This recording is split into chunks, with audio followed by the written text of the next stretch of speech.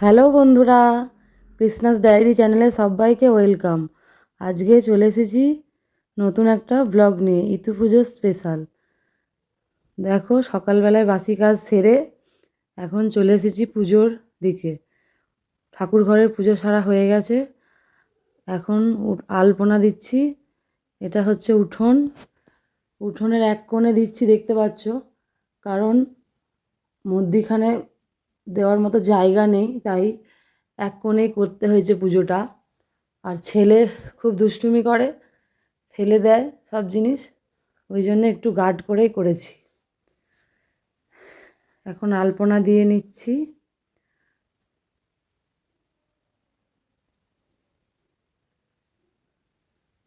আজকে ঠান্ডাটা প্রচণ্ড। এই যে এদিকে সব পুজোর সামগ্রী রেডি করা হয়ে গেছে, আলপনাটা দেওয়া হয়ে গেলে পুজো শুরু করে দেব শুকিয়ে গেলে। আজকের দিনে ঠান্ডা পড়ে বেশি, কারণ পৌষ মাস পড়বে কাল থেকে, তাই আজ থেকেই বুঝিয়ে দেয় ঠান্ডা কীরকম পৌষ মাসে হবে। প্রত্যেক বছরই আজকের দিনটা ঠান্ডা খুব টের পাওয়া যায়। আজকের দিনটা খুব ভালোও লাগে, খুব স্পেশাল। আর আজকে আবার ইতু পুজো অ্যাকচুয়ালি রবিবারেই, রবিবার, প্রত্যেক রবিবারই করতে হয়। আজকে বারটাও ভালো পড়েছে, রবিবার পড়েছে। যে মেয়ে হাত দিয়ে দেখাচ্ছে, এখানে এরম করে দাও, এরম করে দাও। হ্যাঁ, ও এখনও আলপনা দিতে শেখেনি।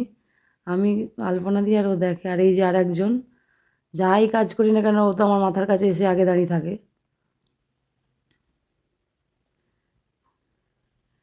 এখন পুজো শুরু করে দিয়েছি, পুজো হচ্ছে।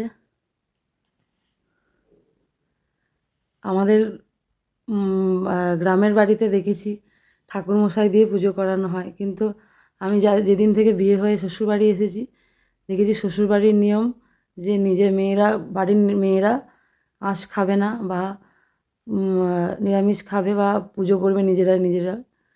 তাই দেখো, নিজেই পুজো করছি।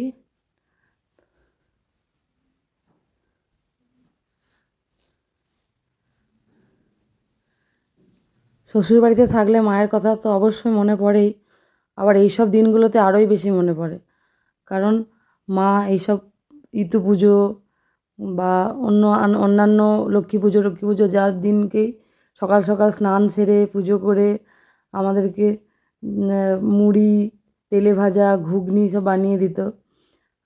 ওটা মায়ের হাতে খুব স্পেশাল, খুবই ভালো লাগে খেতে। কিন্তু নিজে যতই করে খাই না কেন, কিন্তু মায়ের হাতের ওই স্বাদ ভুলতে পারি না।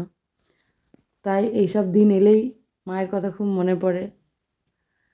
ওই জন্যে আমিও ওদের জন্যে বানাই, সবার জন্যেই বানাই।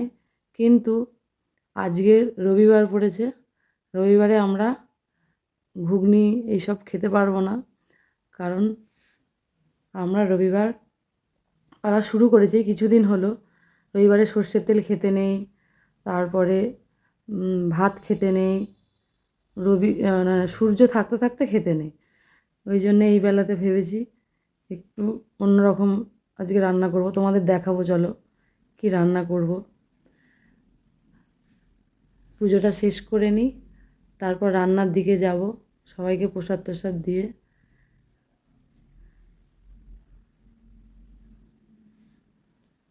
আমাদের বাড়িতে ঠাকুরমশাই এসেই পুজো করতেন, তারপরে আমরা সবাই ঘটে জল দিতাম। এই যে এখন আমি ঘটে জল দিচ্ছি, ওই রকম সবাই আমরা ঘটের উপর জল দিতাম, তারপরে প্রসাদ খেয়ে তারপরে খাবার খেতাম।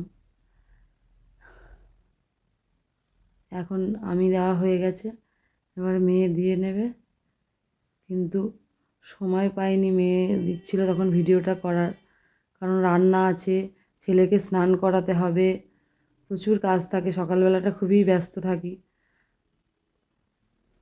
প্রতিদিনই খুব ব্যস্ততার মধ্যেই কাটে। তারপরেও চেষ্টা করি তোমাদেরকে ব্লগ দেওয়ার। ব্লগটা তোমাদের কেমন লাগছে কমেন্ট করে জানাবে। তোমাদের কমেন্ট পেলে তবেই আমার আবার পরবর্তী ভ্লগ করতে আরও আমি আগ্রহী হব। তাই বলছি বন্ধুরা, আমার কোনো ভুল থাকলে, কোনটা তোমাদের ভালো লাগছে না, সবই কমেন্ট করে জানিও। আমি খুব ছোট্ট একজন ক্রিয়েটার, তাই তোমাদেরকে বলছি আমাকে সাপোর্ট করো, আমার পাশে থেকো।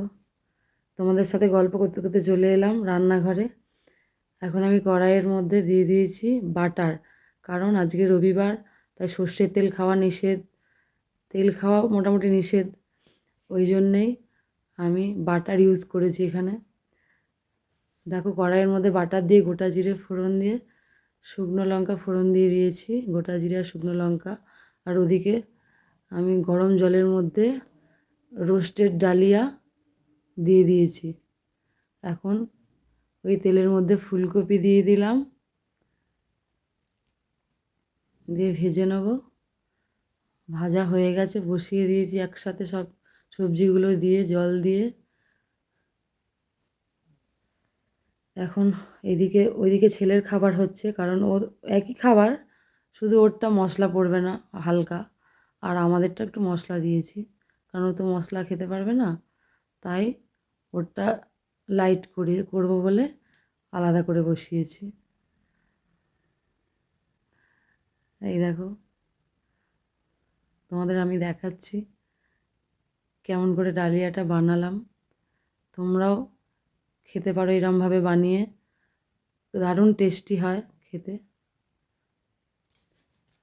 মাঝে মাঝে প্রতিদিনই তো আমরা তেল মশলা খাই, মাঝে মাঝে লাইট খাবার